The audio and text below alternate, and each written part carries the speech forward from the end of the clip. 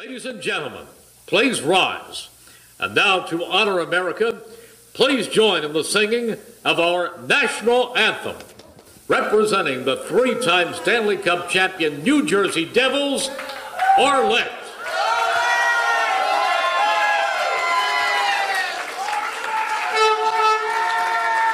I feel like I'm at a game. Oh my gosh. Oh, say, can you see by the dawn's early light what so proudly we hailed at the twilight's last gleaming, whose broad stripes and bright stars through the perilous fight o'er the ramparts we watched were so gallantly streaming, and the rocket's red glare, the bombs bursting in air, gave proof through the night that our flag was still there. Oh, say, does that star-spangled banner yet wave o'er the land of the free and the home of the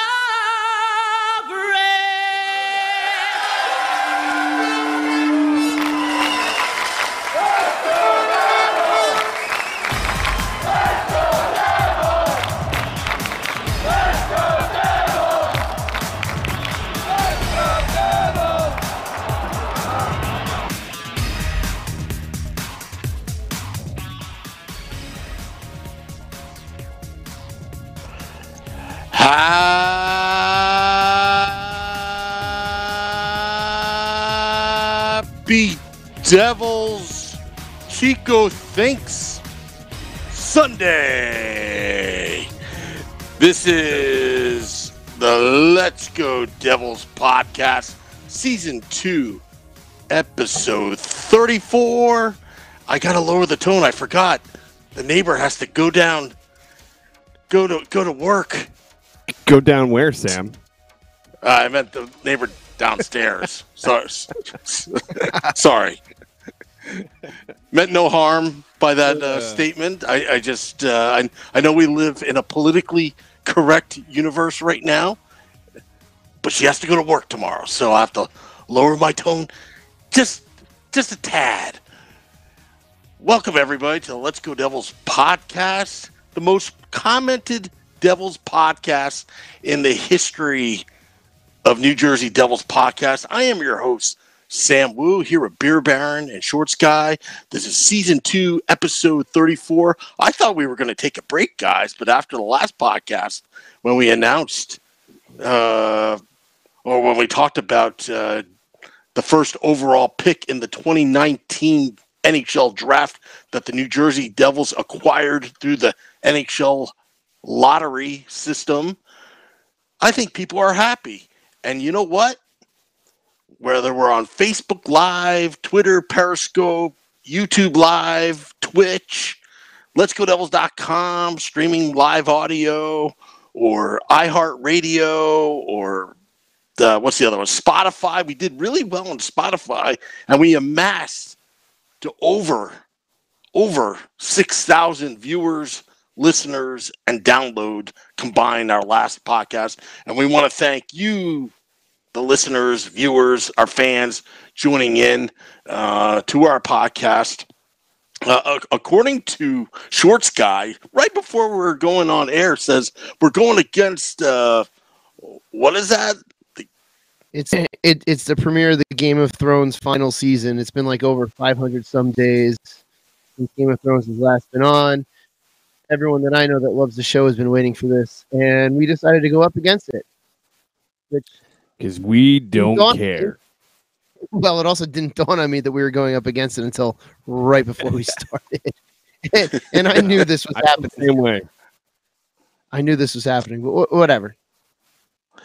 Short Sky, if you don't mind, I just sent you a text. Your feed is cutting in and out. So why don't you reset your computer? Just be me and Beer Baron going solo. All right, bud. Oh man, I have to pay attention now. Is that what you're trying to say? Yeah, I'm putting you to work, Beer Baron. I know. I did. Listen, I was looking at stuff and kind of just like my friend was texting me. We were having a good laugh. It was good times.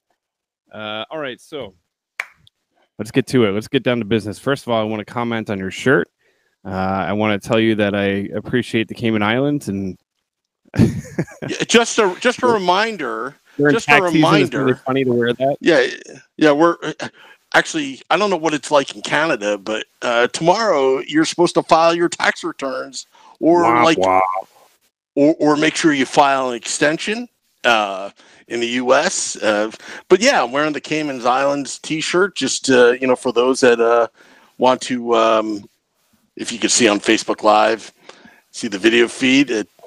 I'm wearing it proudly in case you have a little extra dough, you want to put away. That's where you would put it. Originally, I was going to put on my jersey, but then we realized it was tax season, and Shorts Guy made a comment about the Cayman Islands T-shirt. Anyway, these are just stall tactics here on the Let's Go Devils podcast. Go ahead, Beer Baron. I didn't mean to interrupt you. No, it's all good. Honestly, since Tuesday, I've been completely out of my mind just watching Jack Hughes videos and just watching highlight reels and trying to gather as much information as I can and trying to compare him to Capo Caco and just seeing if the Devils are going to make the right decision going with Hughes with the number one overall pick. And I just can't. I can't, like, when it was Nico and Nolan, there was a lot of times where I was like, well, Nolan makes a lot of sense and blah, blah, blah, blah, blah.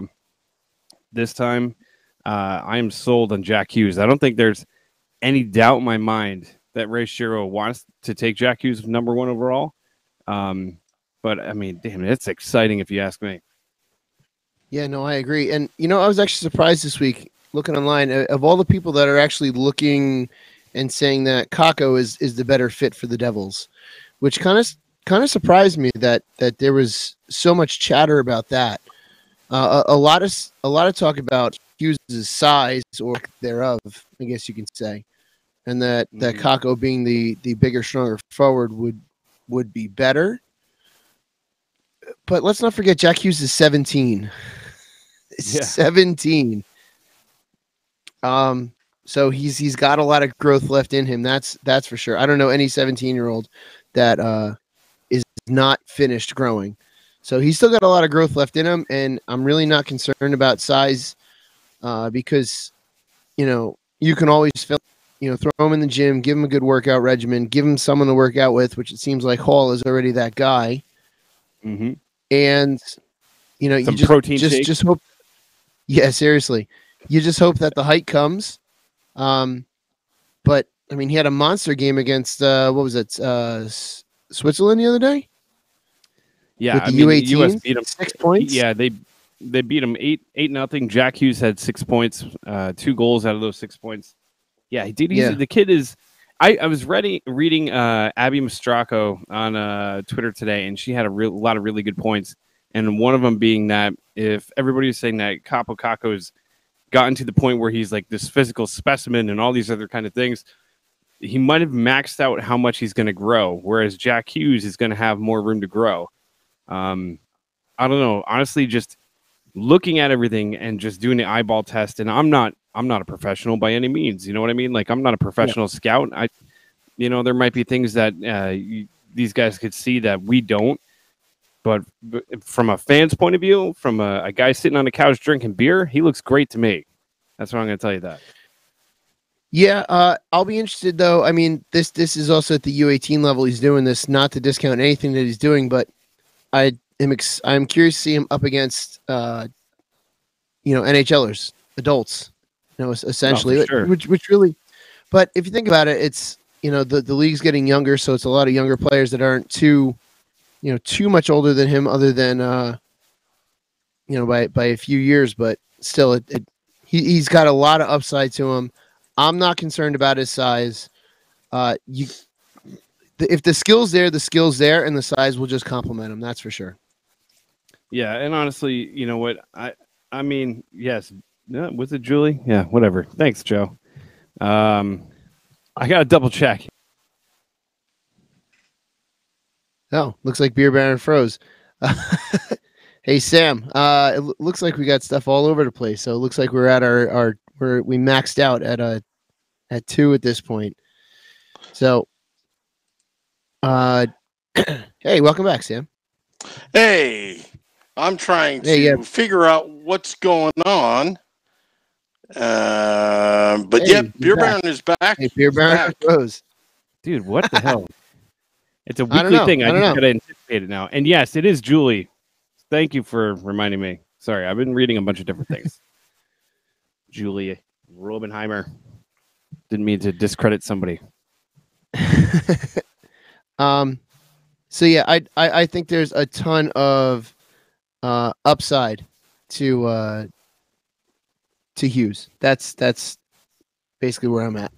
I definitely haven't looked that much at Kako though. So, once we got the first overall draft, to me it seems like it's going to be Hughes, but I expect the Devils to do the due diligence and select the proper person, whether it's Hughes or whether it is Kako. Either way, whoever we don't pick, we're going to see a lot of anyway. That's for sure. Yeah, and I mean it's exciting. No matter what, having the first overall pick, it's just exciting because you're going to get somebody that's going to be able to impact your team right away. And who knows? We talked about it at length on Tuesday about the possibilities of what this team is going to look like next year and how it's going to look differently. It's going to be cool to get Chico Resch's take on this because somebody that's really close to the team and kind of has a finger on the pulse of what's going on over there. It'd be exciting to kind of get his idea of what what the overall feeling is of the team is now that they have the first overall pick. But either way, I mean it's just exciting. It's exciting. I don't know about you, but I have since Tuesday I have yet to kind of come off that cloud of just being like, damn, we got the number 1 overall pick. All right. Oh yeah, no, it's been great since then. It's really one of the it's the high point of the year because it was such a rough season. I was talking to someone after Tuesday, about the podcast and this and that, and it was, just talking about it was a real rough season. Just we try to be positive all the time, and to keep that up, there were some weeks where it was tougher than not, but. Man, since Tuesday, it's been super positive, and it's been the high point of the season. That's so sad that it's the high point of the season, and they're not even playing. I know. However, I mean, it's better than making the playoffs and dropping out in 4 or 5 games. That's for sure. That's true. Which is crazy, and that's another thing that we'll talk about is just about the current status of the NHL playoffs and what's going on. And some of the bigger surprises that are happening. But I have to ask you before we get to all that kind of stuff. Last year at this time, when the Devils were going into the playoffs and they were about to play the Tampa Bay Lightning, there was a lot of optimism and there's a lot of hope. We could say this because we're like a year removed now. What was your true thought of what they were going to do last year? Did you think it was like, hey, we made it and that was it? Or do you think they were going to make an actual push in the playoffs? Oh man. I honestly thought that they could at least hold their own in the first round. I didn't think they would go out as quickly as they did. Mm-hmm. I thought they would actually make more of a series of it. That first game 1 of the playoffs was awesome. And then, game 2 and I skipped the second home game and I was like, you know what? I just had a bad feeling about it. And sure enough, I'm happy I did. I thought that they would push harder than they did. But I mean, they obviously didn't get well beyond that at all. Something about being playing the role of spoiler. I thought maybe, they could do it and they can go a little bit beyond first round. But if they would have made it beyond first round, I think everything else would have been house money at that point. Yeah, What exactly. What were your thoughts?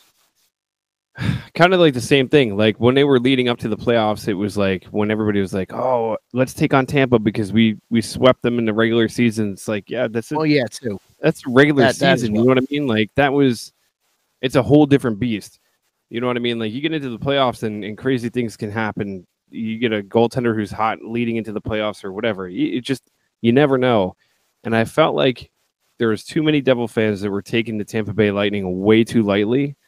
And when you have a guy like Kucherov, when you have Stamkos and Hedman, and the list goes on and on and on, it was just a team that we couldn't take lightly. And I was like, you know what? I kind of wanted to see where the series is going to go. And like you, I thought maybe they would lose, but they would lose in 6.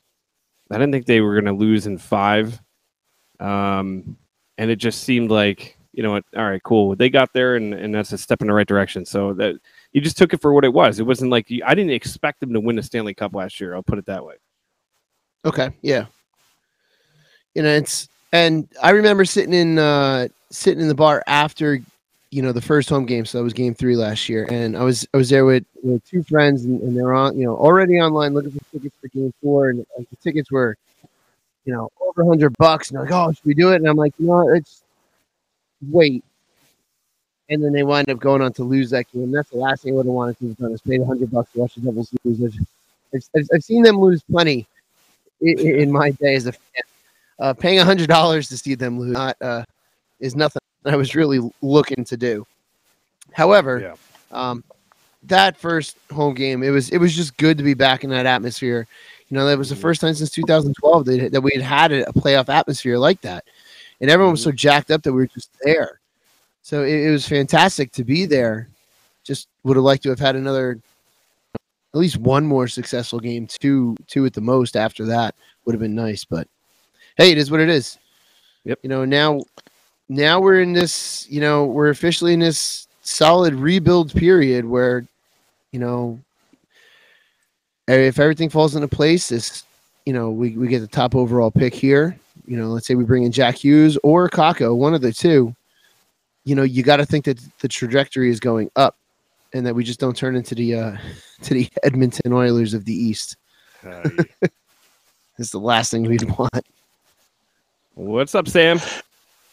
Hey, well, I think everybody on Facebook Live and Twitter, Periscope, and Let'sGoDevils.com is waiting for this moment. He's back. He's a repeat guest. We love this guy. From the Devils Hockey Network, we have color analyst Glenn Chico Resch.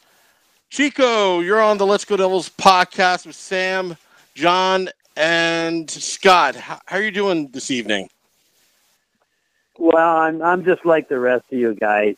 Getting Jack Hughes just changed everything. I mean, it's a franchise changer. I've been there since day one. We never did get a guy that really can just make a franchise come alive. Like when you think of it, he's made it come alive with the fans, with his teammates, advertising. I mean, I was chuckling because Madison Square Garden, their ratings just went through the roof with the Devils getting first and the Rangers getting second and the Islanders, playing well. So now we're going to be really 3 competitive teams in New York. I mean, there's so many spin-offs of winning that lottery and being able to draft Jack Hughes that unlike the rest of you guys, I am so excited for next year.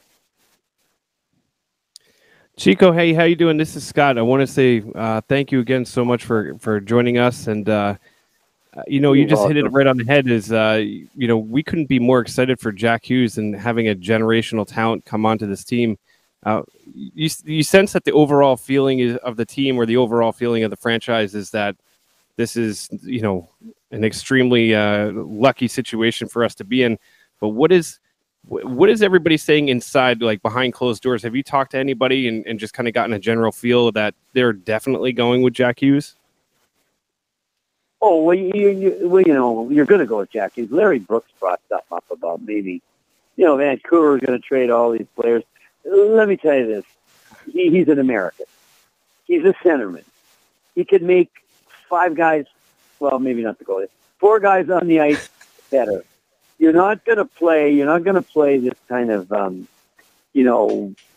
risky game of not taking him. I mean, I'm just speaking for me. I haven't talked to Ray, but you don't outsmart yourself by thinking too much.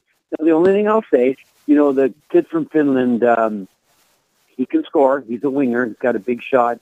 It's going to be good. Don't get me wrong. Jack Hughes is about 5'10". Hopefully he can stretch up into 5'11". He's not going to be like a Connor McDavid size. It's going to be a little bit maybe more like Jack Eichel, in terms of his build. I think he's going to be better than Jack Eichel. So I'm just saying, people might argue, what's the kid's name in Finland? Capo? Capo Caco. Yes. Capo. He's really good too, and he's bigger. And people might say, yeah, you could do this and that, but you're just not going to risk that. I mean, the other thing is, guys, let's be honest. Hockey's a big money machine, and Jack Hughes, you got the marketing gem there. I mean, the kid's great. His brother plays in the NHL. His mother was a terrific athlete. His dad. It's just a story that goes beyond just Jack himself.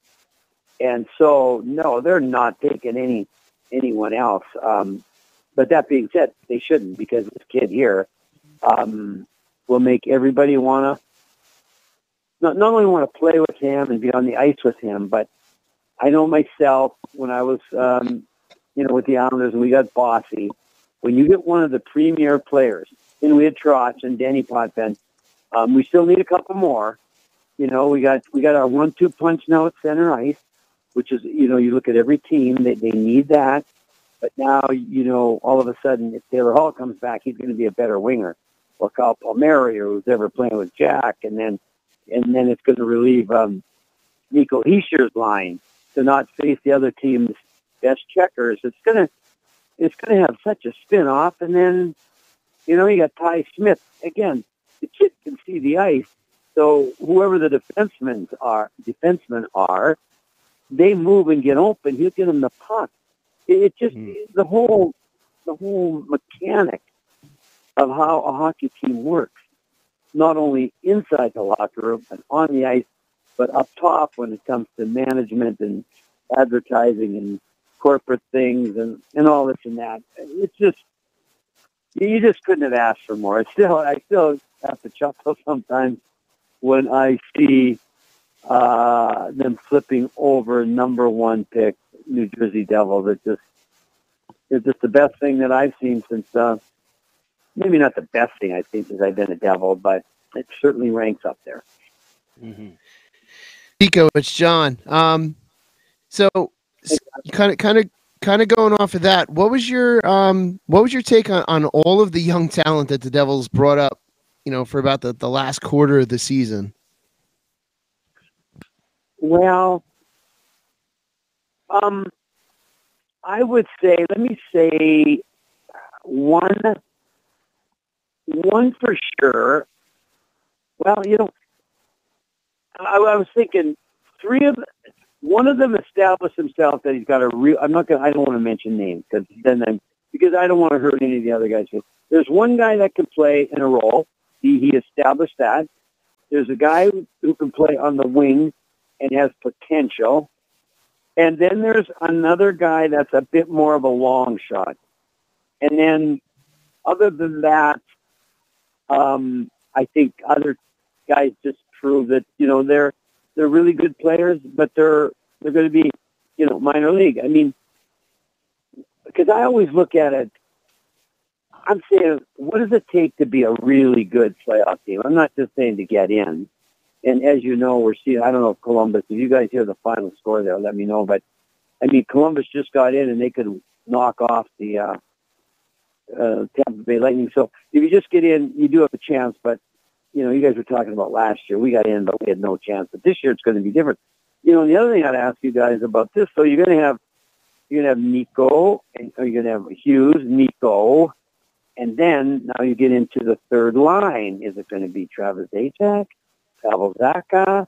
You got to switch Pavel to, you know what I mean? Like, just so many different scenarios have arisen now that you can play around. I really like Blake Coleman. I think he can be a power forward. Consistency has to improve.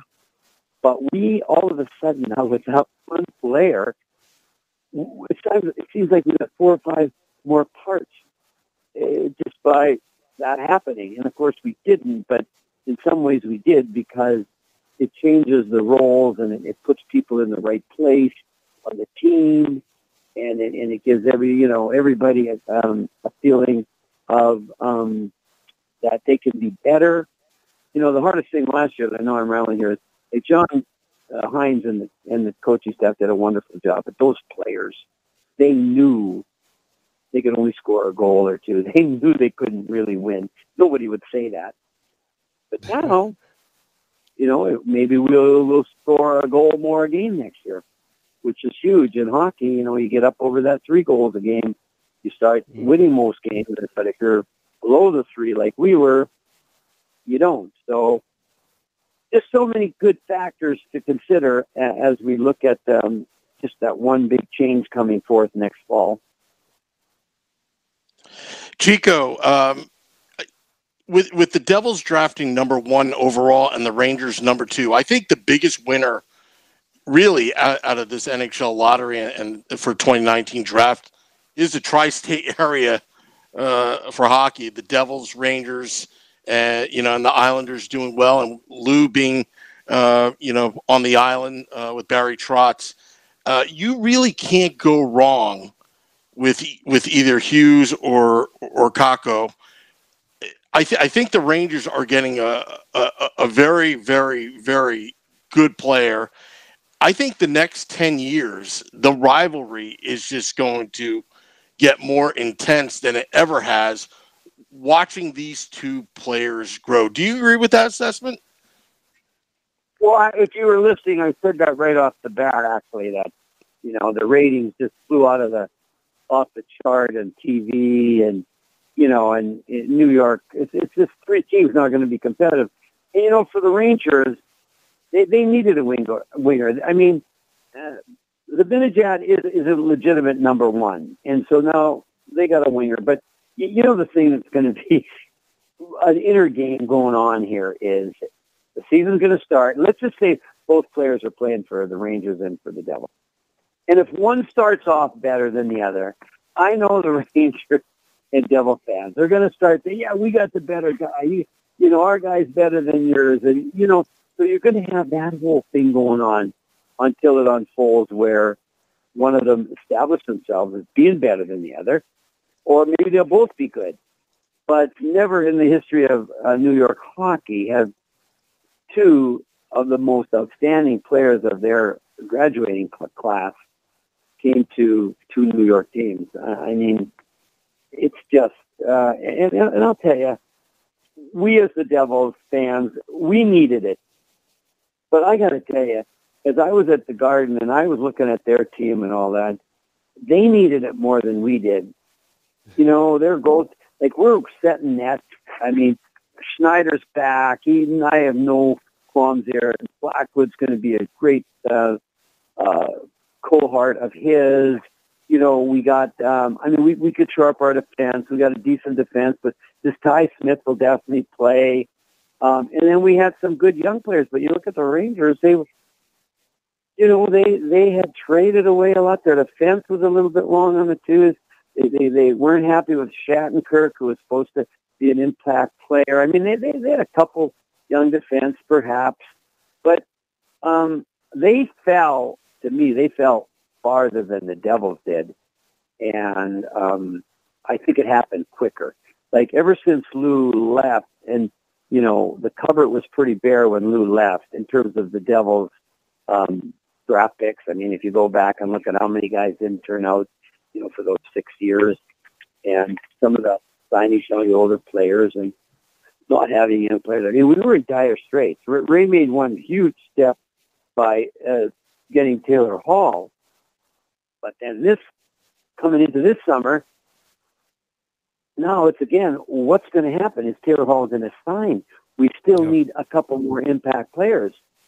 And, and if you're drafted 5th or 6th, you're going to get a good player, but you're not going to get this guy that can make this huge impact. So it was great for us, for the Devils, but it was even maybe better for the Rangers that they really have something now that they can hang their hat on and really get fired up to follow. Because, Chris Kreider's a really good player, but he's been up and down. I don't know if he's going to be that impact player, but the Finn kid sounds like he's the real deal, and so, I can't wait. Can't wait for the first Ranger Devils game, that's for sure.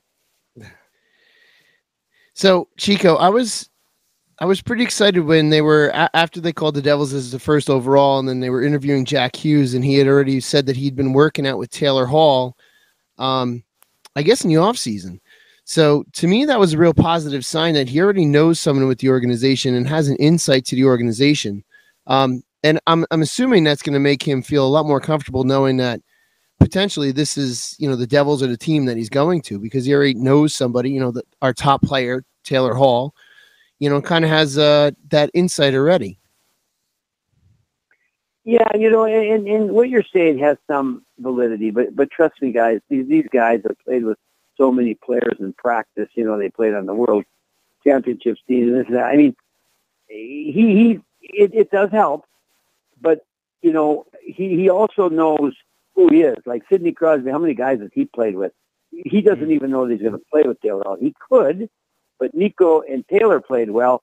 So, you know what I think? I think the fact that he knows Taylor Hall can influence in some ways Taylor Hall's decision to sign with the Devils, because I don't think any of us, and again, I'm not talking on the inside. I don't know.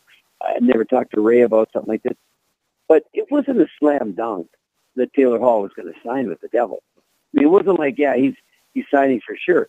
Even now, we don't know what his agent will ask for. Will it be 10 years, at 8 years, 9 years? I mean, I like Taylor Hall, but it just can't be like, here's a check, just write your own check. I mean, you know what I mean? There's got to be more factors involved. You got to keep seeing the big picture. So my point is, yes, I think that is a nice little added touch to the whole deal. But first of all, Taylor's got to sign. But I do think the fact that whether it's, Jack Hughes, or it would have been Connor McDavid, or Austin Matthews, Taylor Hall is pretty driven. And to think, you know what, he's 27, right? So let's say he's got 7 more good years. I mean, we think they can go on till they're 40, a lot of these players, but their prime is like 27 to 34. He thinks about it. I could be playing with a guy like this for 7 years. That's got to be worth even a little bit more than money. I could leave a little on the table to play with that guy. At least I hope so. Because, with the other thing is with the NHL players agreement coming up at the end of next year, there's some factors going on there too that both the team and the player association aren't happy with, and they're going to have to bang heads and there's a threat that there could be a bit of a lockout. So there's a lot of factors, but it doesn't hurt that Taylor Hall and Jack Hughes know each other. That's for sure. I agree with that. Now, Chico, not to switch gears on you, but just to give you an update, because you asked about it earlier, it looks like Columbus is going to beat Tampa Bay tonight 3-1, unless something unforeseen happens. I don't know if the game actually came to an end yet, but on my phone it says there's 55 seconds left.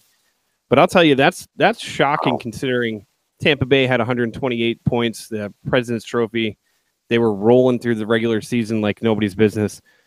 Do you keep like a close eye on the NHL playoffs, and what are your thoughts about one of your other former teams, the Islanders, with a 3-0 lead against the Pittsburgh Penguins? Well, as I'm watching, I've been around the NHL 40 years. As I'm watching Tampa Bay, drive to, I think they tied Detroit's record. I don't know how much they drove themselves or how focused they were just on that, but that could be a problem going in. Like, I never thought that you had to be flying going into the playoffs to do well in the playoffs. But a light switch has to go on. You have to get a fire burning that when these playoffs start, we have got to be obsessed. We've got to be having fun, but we have got to be focusing. And so Tampa Bay, yes, don't get me wrong. Columbus has a big say in the fact they're up 3-0. But let's be honest, Tampa Bay have beaten themselves.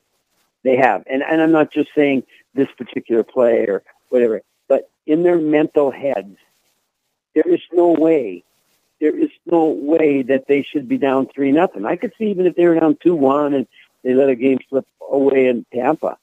But you guys have seen the game. I mean, they look lost, they look beaten. And then today, I look at Crosby and his eyes are dead. And I'm looking at even Malkin was a little livelier, but those top end teams like that, you know, the factor that you don't really know what's going on. I just talked for about 40 minutes to a guy from Pittsburgh before you guys called, because, you know, when I was a young Islander, we were down 3-0 and came back and beat the Penguins, and so he wanted some insight. And all I could say was, when we were down 3-0 against Pittsburgh, we still felt like we had a chance to win. We just weren't getting the breaks. Like, you know, a great coach once said, the unseen hand decides the game sometimes, where you can't really understand why a puck bounces over there and then hits that guy and goes in the net. But we were always fired up, and I see these two teams, and they look dead. They look like when they lost, the shock of it. Now, when we lost to the Rangers, when I was with the Islanders, we had a little bit of that. When we underachieved earlier, we lost to a couple teams you should have never lost to. And when you start losing to a team, you absolutely think, come on. It can flip on you, where every time you sit on the bench, negative thoughts come into your head. And you think, oh, I can't believe this is happening. Okay, I'm going to go out and there score another goal. But then the other team scores a goal. Like, Pittsburgh hasn't scored 2 goals in a row. Like today, so you go out and you're fired, and they score the first goal. But within 30 seconds, Jordan Eberle scores from a bad angle. And then Brock Nelson scores like another minute later. So it just crushes your mental mindset, because you're kind of down anyway. We're not as fired up. And then all those things start going against you. And so, you know, obviously for Tampa Bay, what were they? They were up 3-0. Yeah. You know, I think it's game 1, and they let it slip. And then, you know what else happens? I'll quit rambling here, but, you know, let's be honest. Tampa Bay could have won the championship last year, but the word was, after they lost to Washington, that they weren't tough enough, that Washington had a physical edge, which I find hard to believe in today's hockey, because it's not really that tough anymore like it used to be. But anyway, they said that they weren't tough enough. So this year now they're up 3-0 and they get beat. And then they're wondering, maybe some of those things they said or whatever, those weaknesses we had last year, maybe are really there, or whatever. Your mind plays tricks. And so I think after they lost that 3-0 lead, I think the negative thoughts started coming, and then it snowballed now, where both teams are down by 3. The Penguins and Lightning. The thing is, though, guys, where there's no home ice intimidation, really. Not like the old days. I mean, you're afraid to play in other teams' rink. There's not a physical intimidation. There's penalties, so many penalties. There's a power play, get lucky. I guess my point is, both those teams could come back. It'd be very hard now because they got to get breaks as well as playing well. But I can only imagine the depression in the Tampa Bay Lightning locker. Pittsburgh, they've been to the top. I don't know that they felt like, I don't think they thought they could win it anyway. I mean, I don't know about you guys, but I didn't think they could win the Cup. I thought they could win a round or two, but they weren't good enough to do that. But Tampa Bay, I mean, you have built for this year. The window's open. Braden Point's going to be unrestricted. He could leave. Other guys, like, it's like last year with Washington. The window was closing. They had a win, and they did, but Tampa Bay, oof. So I don't know what's going to happen there. Mm-hmm. I also want to say really quickly sorry, Sam, I know you were just about to say something before I cut you off. Congratulations to Minnesota Duluth on their back-to-back championships. It was the NCAA championships. I just wanted to sneak that in there for you. Thank you very much. Yeah, that's a special place. That's where my hockey career and my life turned around at UMD, and so to see them win back-to-back. And I see Joey Anderson's brother, Mikey, got a beautiful goal last night coming in from the point. He's a defenseman, and there's, the Devils have a lot, the Bulldogs have about 8 or 9 guys that played in the NHL this year. They're really on a run with their program, and so it was nice to see. And the last thing I'll say about that, Scott Scanlon, the coach, it'll be interesting to see if he gets a chance to coach. Jim Montgomery was in Denver. He's got the job in Dallas. And who was the other? There was another college coach that got a chance to head coach. It'll be interesting to see if Scott Scanlon, the UMD coach, actually gets an offer with about, what do you guys think, about 6? Well, Joe Quindel's got a job, but aren't there probably not going to be another 5 openings when it comes something to coaches? like that, yeah. Yeah, something around there, so, yeah. I mean, like, I don't know what you guys think. You think Bruce Boudreau's going to survive in Minnesota? I don't know. That's a good question because he's got the personality. But if he doesn't, then that's a perfect fit. Yes, that's what I'm wondering. And have you ever heard anything about the Philly situation? Supposedly they're getting permission to talk to Alain Vigneault. Well, have they fired Scott Gordon yet? I believe they did, yes. Okay, because he was just interim, so that might have been it. Then Anaheim needs a coach. Mm-hmm. LA needs a coach. Mm-hmm. And I think that. And then the other question mark was in Ottawa, whether they keep Mark Crawford, who is also an interim coach, or they hire. But yeah, there's going to be some coaching changes, that's for sure. Interesting. I didn't hear that Alain Vigneault, he's a good friend of mine. We coached together. I didn't hear that he was in line for the Philly job. I mean, that's just a rumor, and you know how those rumors go. So it could be all hearsay, or it could be have some truth to it. Yeah. Yeah. No. It's well, I'm sure he'll get a job with 5 more openings. I mean, he's a really good coach, so I'm assuming he's going to get a look. And yeah, it's going to be an exciting off season. And the other thing about the Devils, because we have extra picks. I mean, I could a scout for the Devils, amateur scout, told me that why it was so hard to get a second-round pick from teams when the Devils were trading like Marcus Johansson or Brian Boyle or whoever, because teams think that second-round picks in this year's draft are like late first-round picks in most normal drafts. Wow. So that second-round pick is almost like a late first. And so that's why it was so hard to get those. They'll say, well, we'll give you the second round, 2020, but we don't want to give it to you now. And so that's the deal. But the good news is, let's just say we had Jack Hughes and Taylor Hall signed, and we got Kyle Palmieri, and you got Blake Coleman, and you got some other guys, Nico, and you all of a sudden say, okay, we'll give you this guy, a good player that we have on our roster. Again, I don't know who it would be, but somebody that Team C could play, and then said, well, we'll give you a second-round pick, too. And you give us that really good, second or third-line winger or something. You know what I mean? Like, it's opened up the trading avenues with getting Jack, because if you're picking, if you're picking 7th or 8th, then you don't know if that guy's going to turn out. So you want to use all your picks, take as many guys, so one of them turns into something special.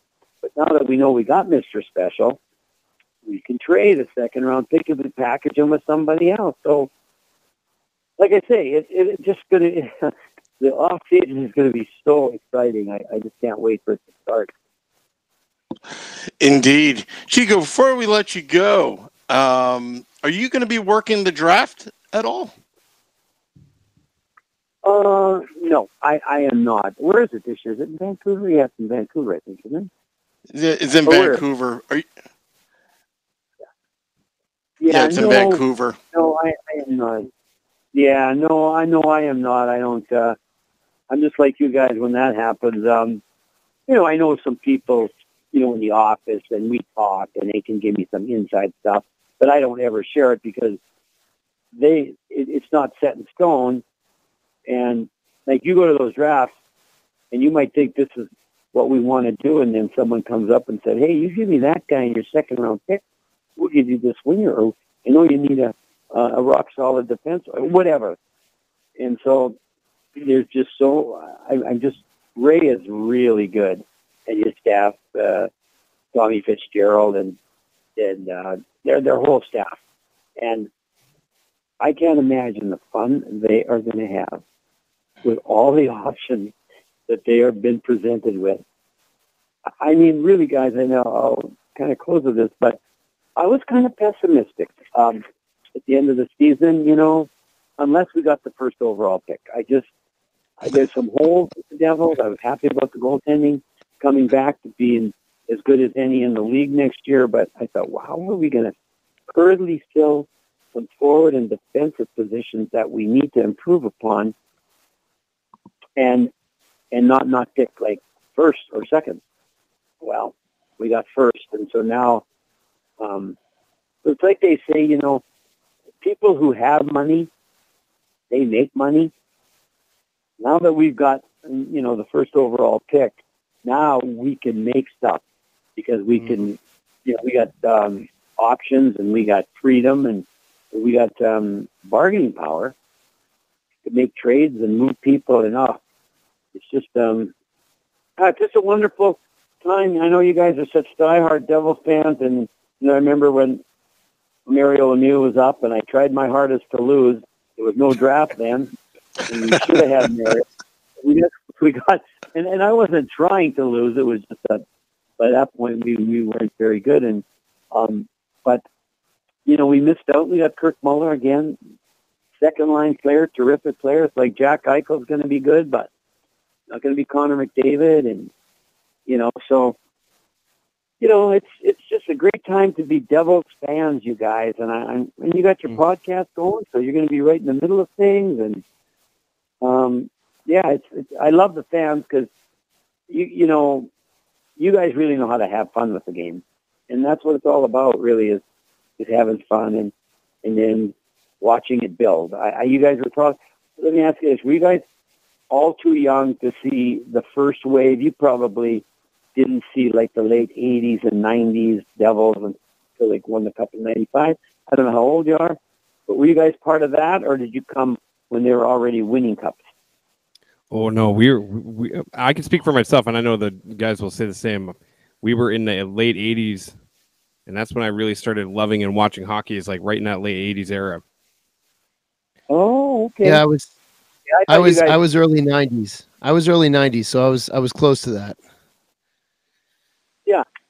Yeah, because it was like 88, when it first started, and even before that, for Beak and some of these guys you could see that were pretty good players, and it was fun to watch that. Of course, I played with some of them and to watch them blossom into one cup and then two, and but this one here, you guys are going to live and die with the development of it, and yeah, it's going to be fun, boy. I'll tell you, it's just hard to believe.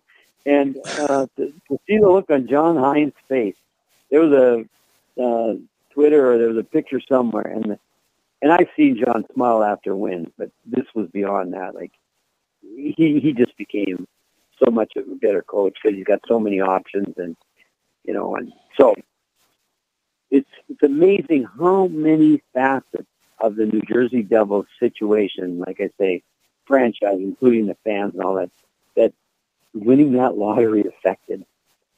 And I just wished it was only 2 months away instead of 5 or whatever it is, but it'll build the anticipation, right, boys? We'll be ready to rock and roll when October comes next year. Absolutely, Chico. And next time you're in town, we should celebrate our first overall pick with some steaks in Newark.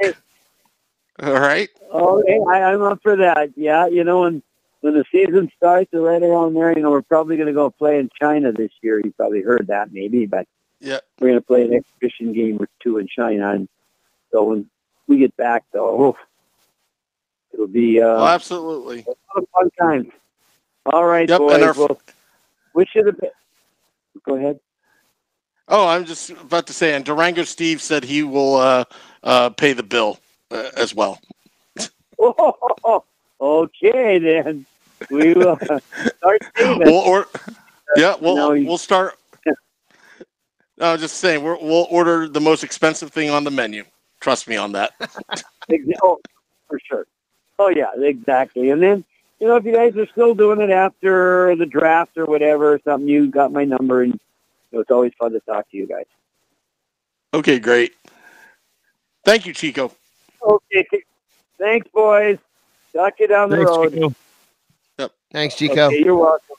Good job, boys. Thank you, guys. Bye-bye. Thank you.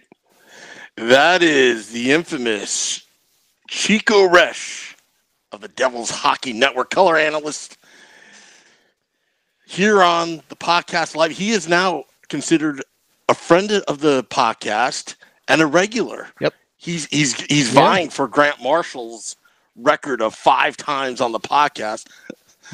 That was a great interview, guys.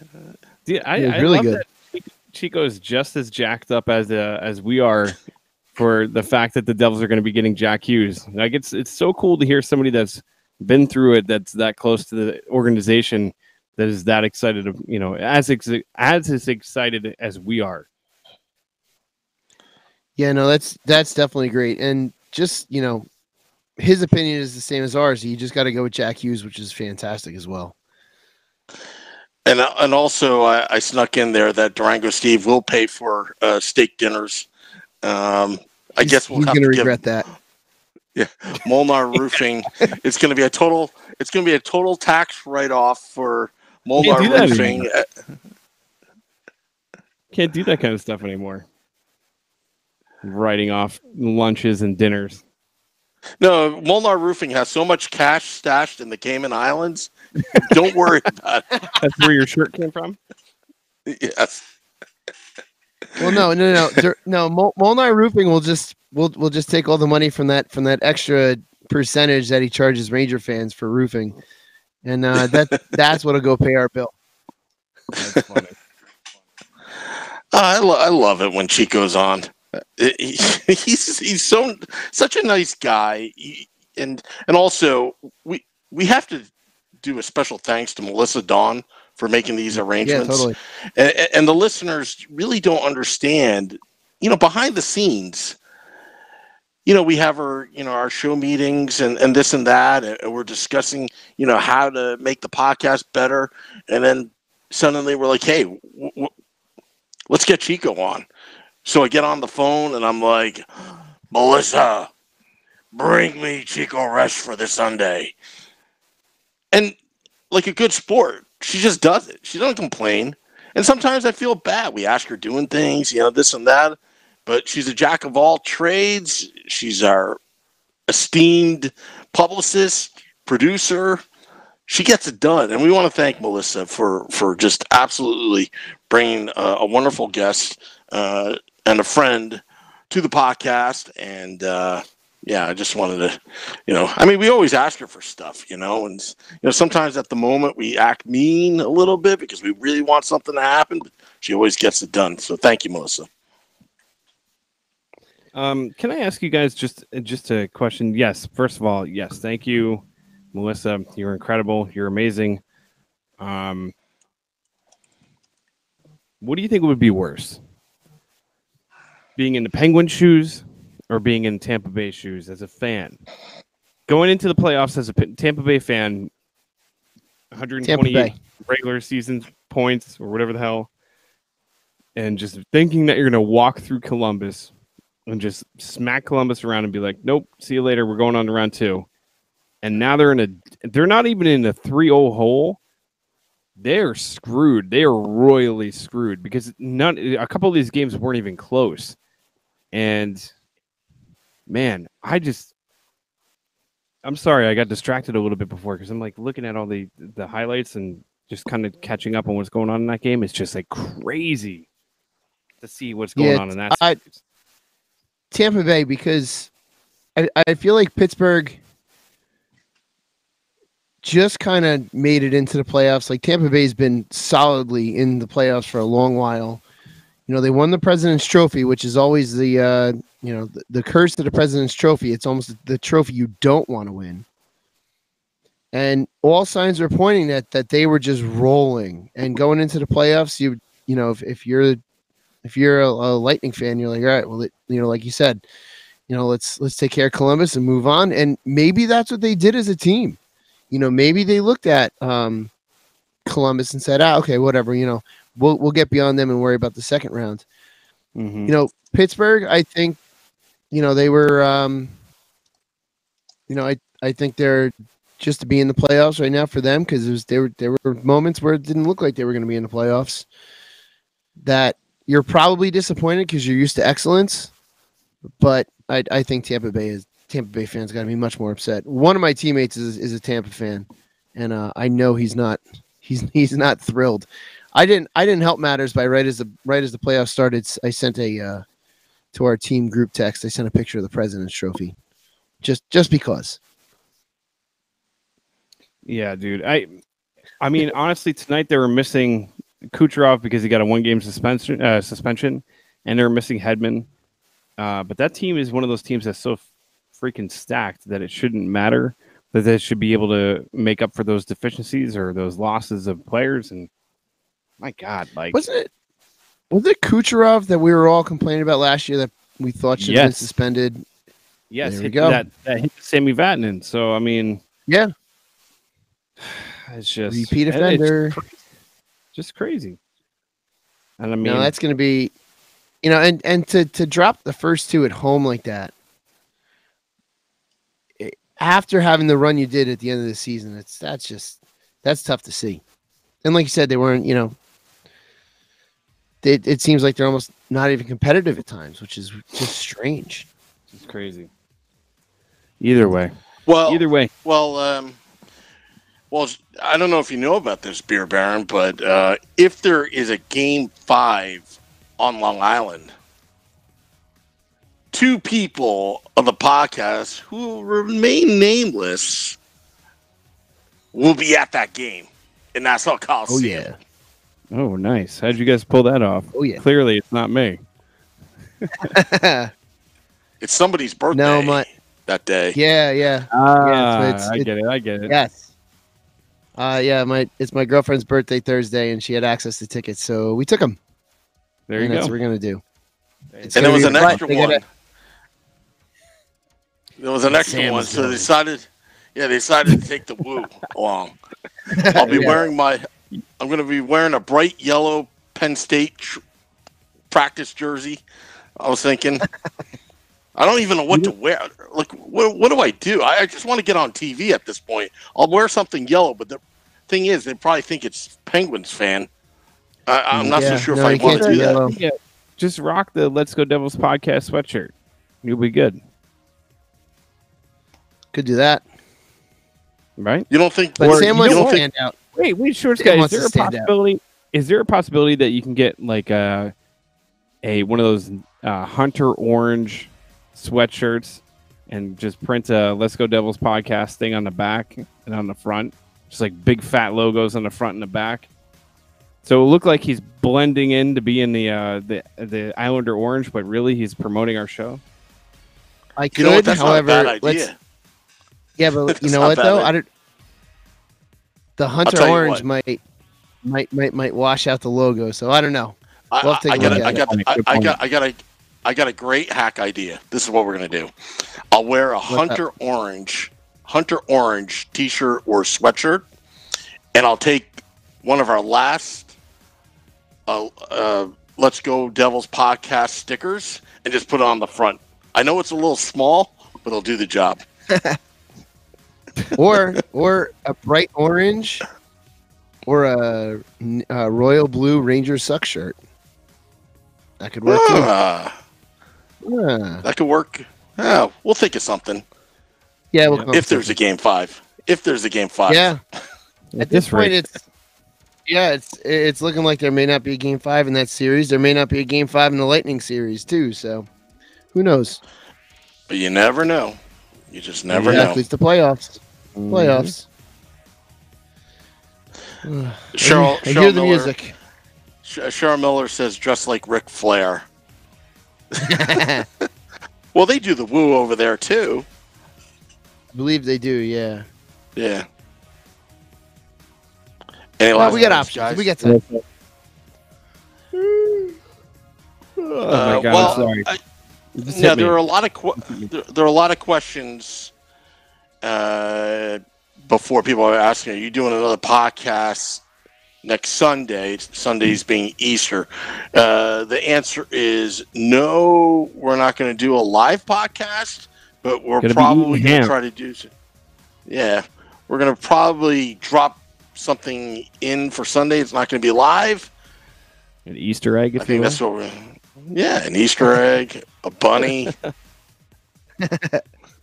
chocolate. Yeah. Maybe a live video of the chocolate fountain. Joe's asking for no good reason. How about those Taylor Roll hats? We're still working on it, Joe. We're still working on it. We're working on it. Yeah, we're working on it. Well, first we got to figure out how to get to Game 5 and survive Game 5. We'll survive. We'll figure it out. We'll survive. Game 5 just has to happen. Yeah. Yeah, I'll try to take some pictures and videos and try to post it on our, on our Facebook page. Let me address Durango Steve. He wants us to do a worst of show next Sunday. No, Durango. Happened. You have to have a worst of to make it happen. Exactly. No, Durango. No. There's no such thing as a worst of show. You know what? No, there is. It's when Durango Steve asked that stupid question at our live event. We'll just put that on the loop the entire time. Constant loop. That question just over and over. Beware of what you ask for, Durango Steve. Beware of what you ask for. We're the ones in charge of this stream, and we do have video of you. All